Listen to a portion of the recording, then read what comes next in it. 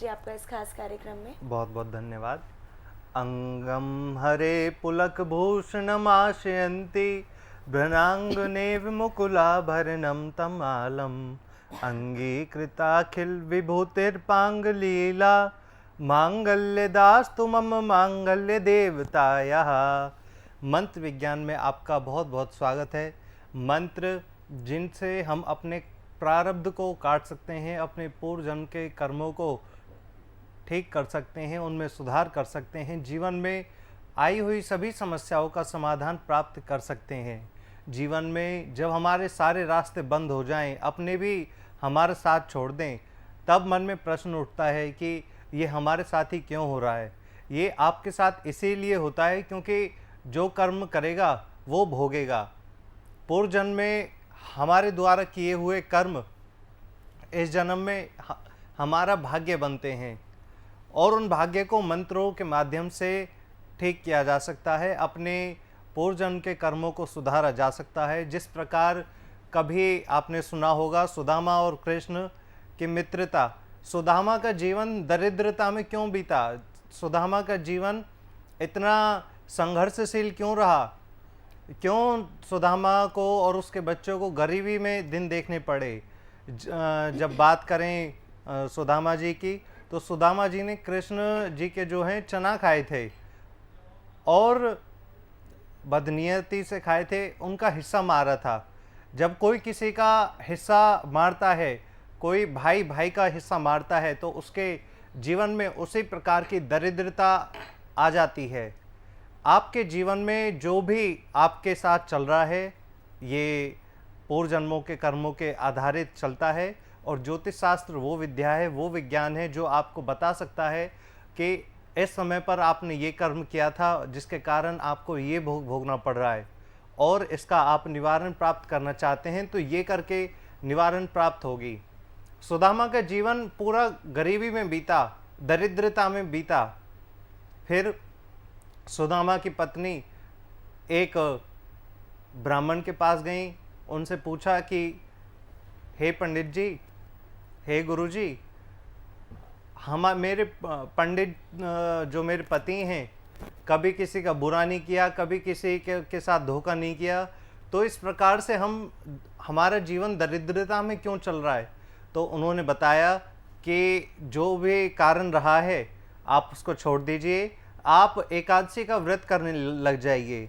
एकादशी का व्रत करना सुदामा की पत्नी ने प्रारंभ किया और भगवान सपने में आकर उन्होंने बताया कि इस तरह से ये बात थी और इसका इस प्रकार से निवारण होगा। निवारण के रूप में बताया कि जिस तरह से आपके पति ने दूसरे का हक आपके पति के पास आ गया, उसी प्रकार से चावल, एक मुट्ठी चावल रख के अपने मित्र के पास ले जाएं और उनसे क्षमा याचना मांग लें। उससे जो आपके बाधा बनी है उसमें आपको लाभ की प्राप्ति होगी। सुदामा जी ने ऐसे ही किया। कृष्ण नगरी में जाकर के, कृष्ण भगवान के पास जाकर के उनका मिलन हुआ, वो सब हम जानते ही हैं, आप हम सब कथा जानते ही हैं। परंतु वापस लौटने के बाद जब सुदामा जी घर को आए तो उन्होंने देखा कि जहाँ पर झोपड़ी थी वहाँ पर बहुत बड़ा महल खड़ा था, और जो गरीबी में उनकी पत्नी जो बदसूरत हो गई थी, बेशक्ल हो गई थी, चार जगह से कहीं कमर में दर्द, कहीं घुटनों में दर्द, बीमारियां लग गई थी, वो इतनी सुंदर हो गई, बच्चे इतने इंटेलिजेंट हो गए, समय एक साथ बदल गया। तो ज्योतिष शास्त्र वो विज्ञान है जो आपको बता सके कि आपके साथ ये परेशानी है, ये आपने गलत कर्म आपके माध्यम से हो गए हैं, इनका सुधार करने के लिए आपको ये करना है। आप यदि वो कर लेते हैं तो आपका जीवन दरिद्रता से दूर हो जाता है। उसी प्रकार से वैवाहिक जीवन में आपकी समस्या है तो वैवाहिक जीवन में भी आप उपाय करके आप लाभ की प्राप्ति कर सकते हैं। आप हमारे पास बहुत सारे ऐसे डॉक्टर आते हैं, इंजीनियर आते हैं कि गुरुजी 34-35 एज हो गई है परंतु शादी के लिए रिश्ता अच्छा नहीं मिल रहा। बच्चे इतने इंटेलिजेंट, MBBS करे हुए एम्स में जो है जॉब करते हैं, परंतु उनके विवाह संबंधित समस्या उत्पन्न होती है, तो उसके लिए रामचरितमानस में बहुत ही अच्छा उपाय दिया हुआ है। गौरी शंकर का पूजन करना, जो भी स्त्री उसको करती है उससे उसको लाभ की अवश्य ही प्राप्ति होती है। जी, बहुत सुंदर तरीके से आचार्य जी आपने एक एक चीज़ों को समझाया है। पहला सवाल मैं आपसे पूछना चाहूँगी, जैसे आपने शादी की बात की, आजकल बहुत से लोगों की शादी टूट जाती है, उसका कारण मैं आपसे जानना चाहूँगी। उसका कारण यही है, जिस प्रकार से मैंने बताया, कृष्ण और सुदामा और उनके जीवन में जो दरिद्रता चली, जी। उसी प्रकार से हम किसी को वैवाहिक जीवन में धोखा देते हैं या किसी का घर उजाड़ते हैं, जी। या हमारी, देखिए, कर्म 3 प्रकार के होते हैं। मन से हम किसी का मनसा वाचा च कर्मणा, मन से किसी का बुरा कभी हम सोचते हैं तो हमारे साथ अवश्य ही बुरा होता है। एक है कर्म से, कर्म यदि हम किसी के विवाह में जाके बाधा उत्पन्न करते हैं कि इसका तो कैरेक्टर खराब है, इन्होंने तो बदतमीजी की है, इनके ऐसे खराब है वैसे खराब है, तो वो भी एक कारण बनता है। तीसरा है वाचा, बात से, बातों की चोट इतनी मार देती है जो तलवार काम नहीं करती। शब्दों की जो तलवार रूपी बाण है वो आदमी को इतना मार देता है कि आदमी गोली से मरे ना मरे, पर शब्द ऐसे होते हैं, शब्दों से आदमी जीता जी मर जाता है। तो इन्हीं कारणों से जो है विवाह में भी बाधा बनी होती है। इनका उपाय कैसे किया जाए? इनके उपाय के लिए आपको ज्योतिष विज्ञान का सहारा लेना पड़ेगा, मंत्र विज्ञान का आपका सहारा लेना पड़ेगा। आपको अपनी कुंडली दिखानी होगी। आपके पास कुंडली नहीं है तो आप अपना जन्म तिथि, जन्म तारीख, जन्म समय हमें बता सकते हैं। लाइव कार्यक्रम में आपको, आप सभी के सामने, पूरे देश के सामने लाइव प्रसारण में आपको हम बताएंगे आपके डेट ऑफ बर्थ, टाइम और बर्थ प्लेस से। यदि आपके पास ये भी नहीं है तो आपके हस्तरेखाओं में छुपा है आपके भाग्य का राज। आपके सूर्य रेखा बताएंगे कि आपके पिता से संबंध कैसे होंगे, आपके ससुर से संबंध कैसे होंगे। चंद्रमा रेखा बताएगी आपके धन कितना होगा, आपके पास संपत्ति कितनी होगी, प्रॉपर्टी कितनी होगी, आपको माँ का कितना सुख होगा, आपको मातृभूमि से कितना सुख होगा, आपको दूर जाकर के लाभ की प्राप्ति होगी या जहाँ पर आपका जन्म हुआ है उसी जगह में आपको लाभ की प्राप्ति होगी। आपकी शुक्र रेखा बताएगी कि आपके वैवाहिक जीवन कैसा चलेगा। आपके कहीं जीवन में 2 विवाह के, 3 विवाह के योग तो नहीं, कई बार देखने को मिलता है 5-5 विवाह तक भी करते हैं, तो बहुत ही आश्चर्य की बात है। परंतु ये कोई भी खुद नहीं करता, हमारी दशा अंतर्दशा हमसे करवाती हैं, हमारे ग्रह नक्षत्र हमसे कराते हैं, और इसी प्रकार से जीवन से संबंधित हर प्रश्न का उत्तर जो है मंत्र विज्ञान में आपको प्राप्त अवश्य ही होगा। जी, बहुत अच्छे से आपने इस प्रश्न का उत्तर दिया है। दर्शकों, आपको एक बार फिर से बताना चाहूँगी कि आपके टीवी स्क्रीन पर नंबर फ्लैश हो रहे हैं, उन नंबर पे आप संपर्क कर सकते हैं और जो भी सवाल आप पूछना चाहते हैं आचार्य जी से आप पूछ सकते हैं। साथ ही आपको बताना चाहूँगी कि अगर आप 1 to 1 उनसे मिलना चाहते हैं तो आप दुबई में उनसे 3 से 7 तारीख के बीच में मिल सकते हैं, चंडीगढ़ में 13 और 14 तारीख को मिल सकते हैं, बैंगलोर में 27-28 तारीख को मिल सकते हैं, और हर सैटरडे संडे को आप दिल्ली NCR में उनसे मिल सकते हैं। इसी के साथ आगे बढ़ते हुए एक और सवाल आपसे पूछना चाहूँगी कि बिजनेस में जिनको प्रमोशन नहीं मिल पा रहा है उन्हें क्या करना चाहिए?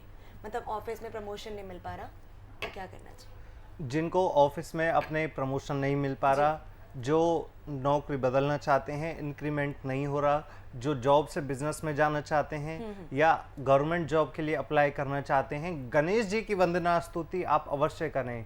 गणेश जी का मंत्र कर सकते हैं, वक्रतुंड महाकाय सूर्यकोटि समप्रभा निर्विघ्नं कुरु मे देव सर्वकार्येषु सर्वदा। इस मंत्र का जाप 108 बार आप यदि 41 दिन कर लेते हैं, आपके जॉब में प्रमोशन हो जाएगा, आपके बिजनेस आपके चलने लगेंगे। आप गवर्नमेंट जॉब अप्लाई करना चाहते हैं, आपको ज़रूर इसमें सफलता की प्राप्ति होगी। एक बार हमारे पास आए थे, एक भक्त आए थे, 8,000 रुपये की नौकरी करते थे, परंतु जब उन्होंने आए और इन मंत्रों का जाप किया, उससे उसी कंपनी में 1 साल बाद लाखों रुपए की तनख्वाह हो गई। ये इसलिए हो गई क्योंकि भाग्य उनका मजबूत प्रबल हो जाता है, और जो भी मंत्रों को पूरी भक्ति के साथ करता है तो भक्ति एक दिन जरूर अपनी शक्ति दिखाती है और आपकी हर मनोकामनाओं को पूर्ण करती है। जी, बहुत अच्छे तरीके से आपने इस सवाल का जवाब दिया आचार्य जी। दर्शकों, उम्मीद करती हूँ कि जैसे एक एक उपाय जो बता रहे हैं आचार्य जी, आप इसका पालन ज़रूर करेंगे, क्योंकि आप इसका पालन करेंगे तो आपको ज़रूर लाभ मिलेगा। जैसे कि हर बार एग्जाम्पल के साथ वो बताते हैं कि अगर उन्होंने कोई चीज़ बताई होती है तो कैसे उनसे जुड़े लोगों को फ़ायदा मिलता है। इसी के साथ आगे बढ़ते हुए एक और सवाल आपसे पूछना चाहूँगी कि जिन महिलाओं को संतान प्राप्ति नहीं होती है, उन्हें क्या करना चाहिए आचार्य जी? देखिए, जिन महिलाओं को संतान की प्राप्ति नहीं होती है, सबसे पहले उनको अपनी कुंडली दिखाने की ज़रूरत है। जी, क्योंकि हमारे भाग्य में, आपके भाग्य में कमी हो सकती है। आप आज के ज़माने में आईवीएफ और टेस्ट ट्यूब बेबीज़ और ये सब बहुत चल रहे हैं, और इनमें लाखों रुपए का खर्चा आ जाता है। 5 लाख से नीचे तो कोई डॉक्टर बात ही नहीं करता, और 1 बार करवाते हैं, 2 बार करवाते हैं, 3-3 बार हमने फेल होते हुए देखा है। तो ये समस्या जब हम कुंडली में विश्लेषण करते हैं, रिसर्च इनकी करते हैं कि इस तरह की समस्या क्यों आती है, तो जन्म कुंडली के अनुसार जिन भी व्यक्ति का पंचम भाव पीड़ित होता है उनको संतान संबंधित समस्या आती है। पंचमेश पीड़ित होता है, उनकी संतान में बाधा रहती है। और पंचम भाव का स्वामी जिनका पीड़ित होता है, शुक्र गुरु जिनका पीड़ित होता है, उनको भी संबंधित संतान संबंधित समस्या जीवन में बनी रहती है। उदाहरण के रूप में मैं आपको बता दूं, जिनका सूर्य पीड़ित है, जैसे कोई मार्च में जिनका जन्म हुआ है, उन लोगों को संतान से संबंधित समस्या थोड़ी ज़्यादा रहेगी, संतान का सुख कम रहेगा, क्योंकि सूर्य द्वादश भाव से गोचर करता है।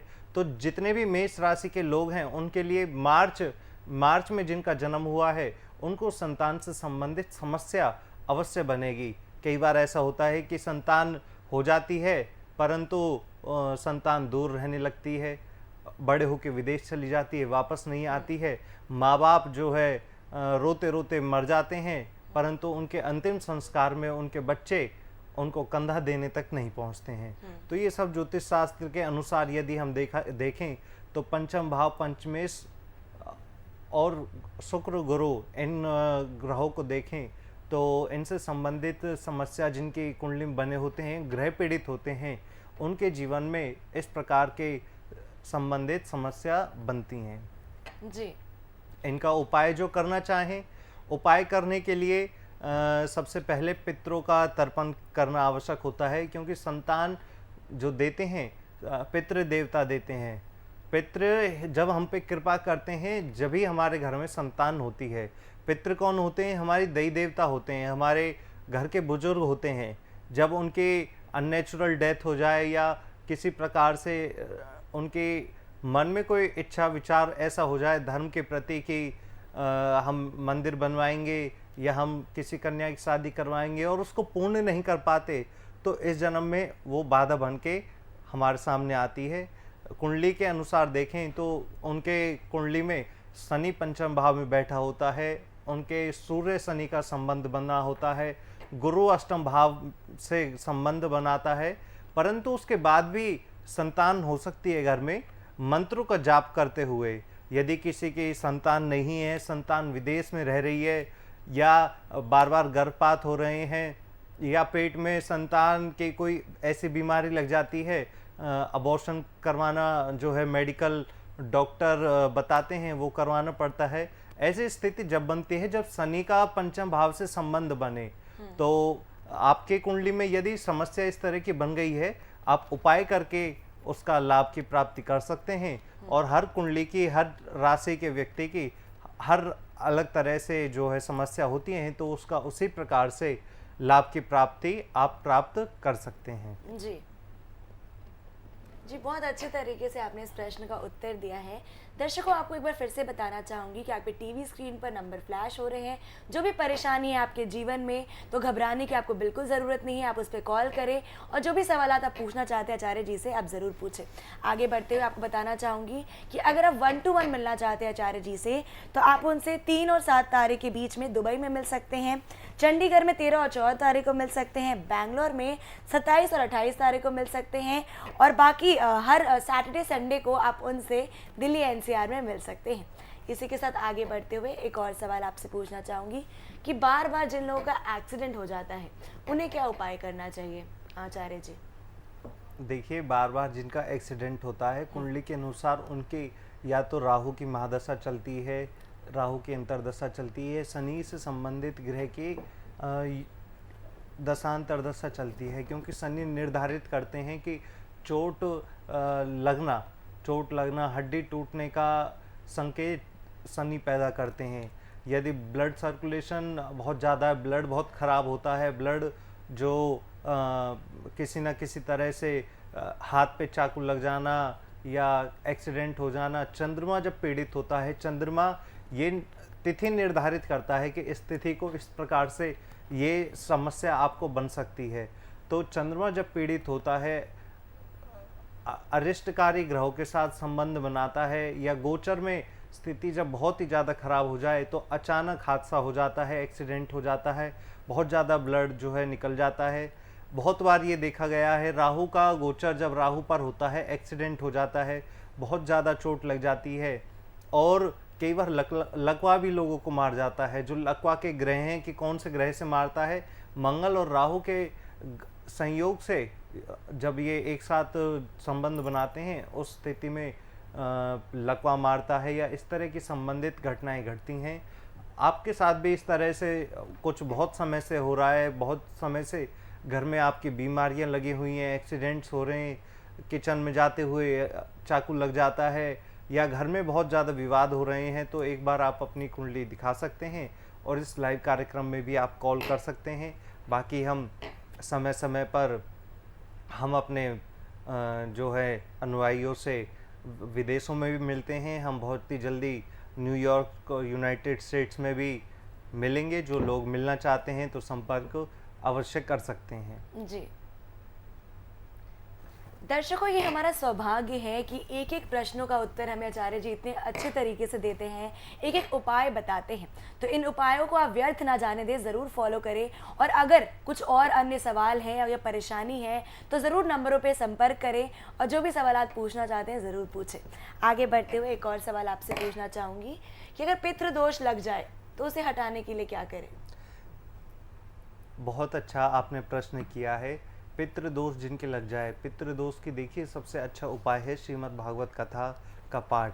आपके घर में श्रीमद् भागवत कथा का पाठ हो जाए तो ये सबसे अच्छा होता है। सबसे जो हितकारी, लाभकारी आपके लिए उपाय है, श्रीमद् भागवत कथा का पाठ एक अच्छे से ब्राह्मण से आप करा सकते हैं। ये आप नहीं कर सकते, आपके पास धन की इतनी सामर्थ्य नहीं है, तो आप एक ब्राह्मण को अपने घर में मात्र भोजन प्रसादी जो होता है सुबह का आप करा सकते हैं, और उनको अच्छी दक्षिणा, अच्छे वस्त्र दे कर के उनको सम्मानित कर सकते हैं। मात्र इतना भी आप कर देते हैं तो आपके भाग्य जो रुका है उसमें अच्छा आपका भाग्य होने लगता है। जो कृपा रुकी हुई है, जो शक्तियों ने आपके भाग्य को रोका हुआ है, आपका भाग्य प्रबल होने प्रारंभ कर देता है। जी, इसी के साथ एक अगला सवाल पूछना चाहूँगी कि व्रत करने के क्या फ़ायदे होते हैं आचार्य जी?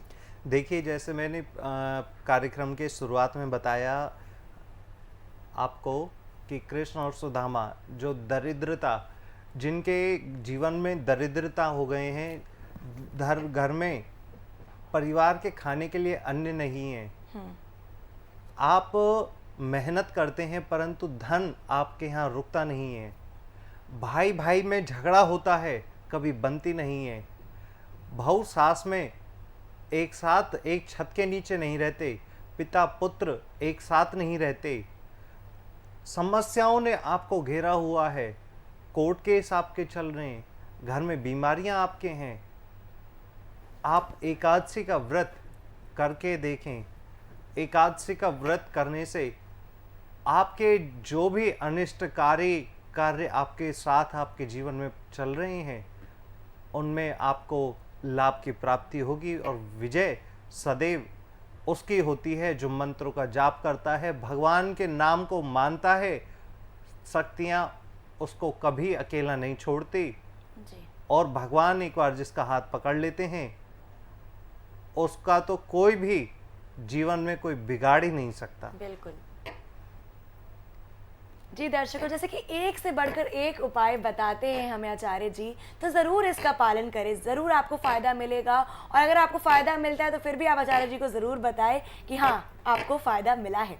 आचार्य जी, मैं अगला सवाल आपसे पूछना चाहूँगी कि जिन लोगों की बार बार तबीयत खराब हो जाती है, उन्हें क्या उपाय करना चाहिए? बहुत अच्छा आपने प्रश्न किया है कि जिनकी तबीयत खराब हो जाती है उनको क्या करना चाहिए। जी। एक हमारे दो भाई जो हैं हमारे पास भक्त आते थे। एक भाई साल में एक बार आता है और एक भाई हर महीने में दो दो बार भी आ जाता है। एक जो साल में एक बार आता है, जो हम बताते हैं, उपाय बताते हैं, वो पूरी निष्ठा के साथ करता है। और जो हर महीने आ जाता है, महीने में दो दो बार, चार चार बार भी आ जाता है, परंतु जो उपाय उनको बताए जाएं वो उनको ना करें तो कैसे लाभ होगा।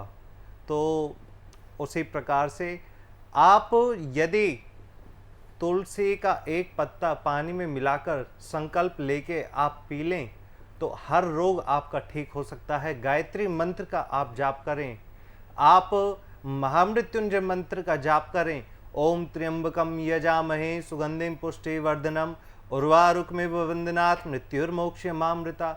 इस मंत्र का आप जाप करें, कैसा भी आपका रोग है जड़ से खत्म, आपका हर रोग हो जाएगा। जिस दिन आपने तुलसी का पत्ता एक गिलास पानी में आपने पीना प्रारंभ कर दिया। जी, बहुत सटीक उपाय है ये तुलसी का पत्ता पानी में पीने का। ज़रूर आप इसका पालन करिएगा, ज़रूर फॉलो करिएगा, आपको अवश्य लाभ मिलेगा।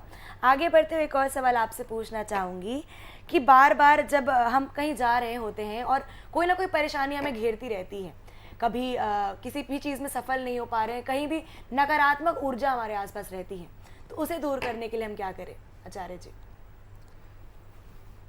उसे दूर करने के लिए आपको सबसे पहले हमारी संस्था में आपको आना पड़ेगा। जी। आप देश के किसी भी कोने में रहते हैं, हमारा जो संस्था है दिल्ली एनसीआर में है, कभी भी आप आ सकते हैं। मात्र 5 आहुति आपको यज्ञ में देनी होती है। उसी से आपके सभी जो अनिष्टकारी दशाएं हैं, अनिष्टकारी ग्रह बैठे हुए हैं, बुरे से बुरा व्यक्ति भी आपकी भलाई करना प्रारंभ कर देता है। जिस दिन से आप किसी भी यज्ञ में 5 आहुति देना प्रारंभ कर देते हैं, कोई अच्छा विद्वान हो तो आप अपने घर के पास भी करा सकते हैं और अन्यथा आप हमारी संस्था में आकर भी लाभ की प्राप्ति कर सकते हैं। जी, इसी के साथ आपको बताना चाहूँगी कि हमारे पहले कॉलर जुड़ चुके हैं हमारे साथ। बहुत बहुत स्वागत है आपका इस खास कार्यक्रम में। हाँ, नहीं वो अपना चलेगा। जी, अपना नाम बताइए। मैं हरि कृष्ण। हरि कृष्ण जी। पठानकोट है, म्यूनसिपल कॉलोनी, हाउस नंबर 15। जी। ऐसे था ना, काफी देर से मैं फोन कर रहा हूँ पहले भी ना। एक्चुअली 15 तारीख को किया था, आज तो 15 दिन हो गए हैं। अच्छा हरि कृष्ण जी। हाँ, वो आज कह रहे थे कि आज आ जाएगा, कल आ जाएगा, ऐसे। हाँ जी, हाँ जी, मैं क्या फिर उसका आपको जो है हम एक बार सुबह आपको बता देंगे। अभी हम टीवी पर लाइव प्रोग्राम चल रहा है और अच्छा। हाँ जी, साधना चैनल पर आप देख रहे हैं। हाँ हाँ, ठीक है ना जी। अच्छा, चलो कोई नहीं, सवेरे फिर बता देना। जी जी। हाँ, ठीक। अच्छा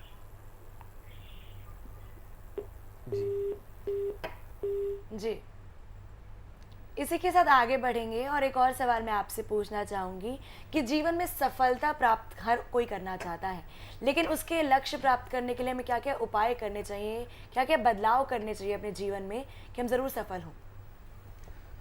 सफलता के लिए मैंने आपको बता दिया है। जी। भगवान जो हैं गणेश जी का मंत्र का आप जाप करें। ओम गजाननम भूत गणाधि सेवितम कपित जम्बू फलचार वक्षणम उमासुतम शोक विनाश कारकम नमामि विघ्नेश्वर पाद पंकजम। इस मंत्र का जाप करें। ये ना कर पाएँ आप तो ओम गणेशाय नमः, ओम गणेशाय नमः, ओम गणेशाय नमः, इस मंत्र का आप जाप कर लेंगे, उससे भी आपका भाग्य प्रबल प्रारंभ होना शुरू हो जाएगा। जी।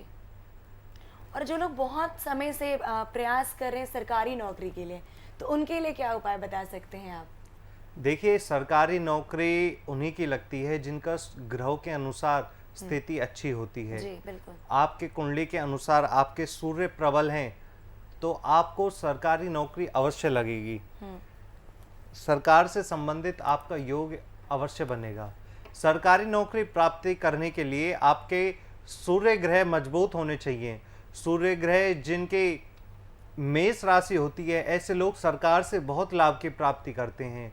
जिनकी मकर राशि होती है, मकर राशि वाले लोग सरकार संबंधित लाभ की प्राप्ति करते हैं। बहुत बार तो ऐसा होता है कि मकर राशि वालों के अंदर इतना प्रबल उनका फेस होता है, उनकी वाणी होती है कि सरकार को भी उनकी बात माननी पड़ती है।